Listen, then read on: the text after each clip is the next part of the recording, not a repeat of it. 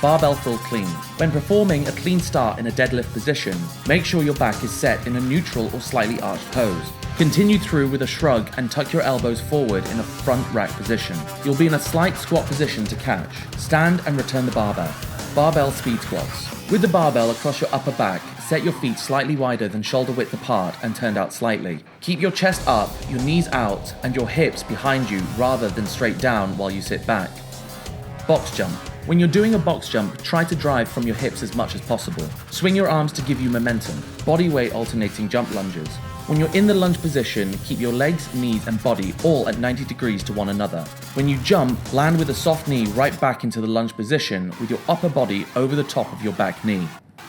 Single leg depth jumps are an excellent way to improve eccentric strength, reactiveness, and your ability to stable yourself as you dip into your jump. Make sure you use a low box until you can determine what is an appropriate height for you, and make sure you're well warmed up.